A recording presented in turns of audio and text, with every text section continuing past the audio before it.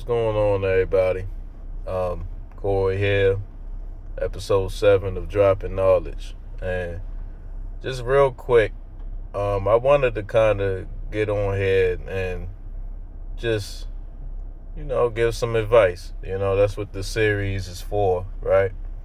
But lately, I've been noticing I've been getting a lot of the same questions from, some of my students, whether they adults or the youth, or just even, day to day and like passing conversation. And I usually get asked like, well, Corey, what program do I need to get into music production, right?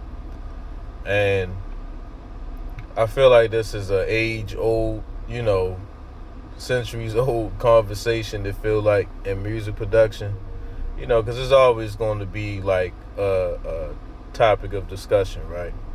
But my opinion, when it comes to people looking for a program to get into music production, right?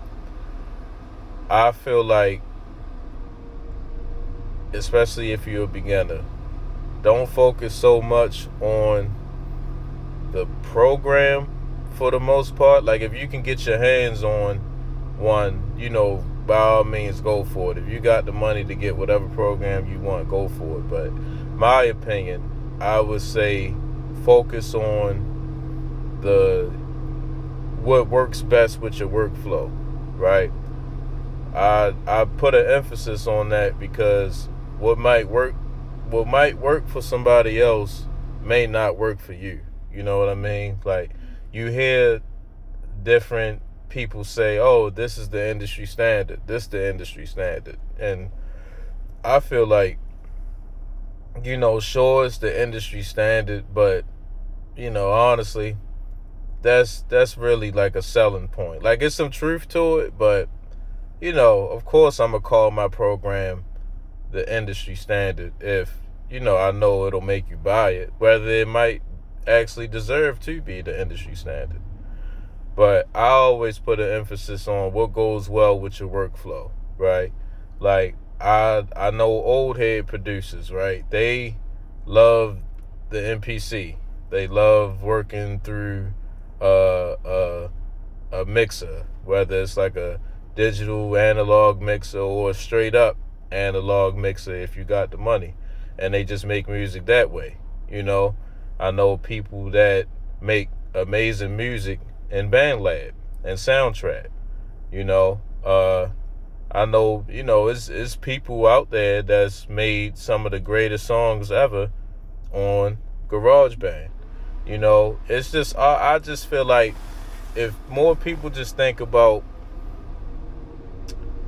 number one, workflow, right? Like, what do you feel like is the most, what do you feel like will be able to give you the most results, right?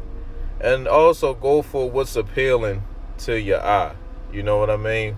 Like, functionality, what you able to do inside of the program is great and all, but if it's not visually appealing and it overwhelms you, you're not going to really want to mess with it. You know what I mean? Like, it's a reason why a big portion of like these programs being designed, you know what I mean?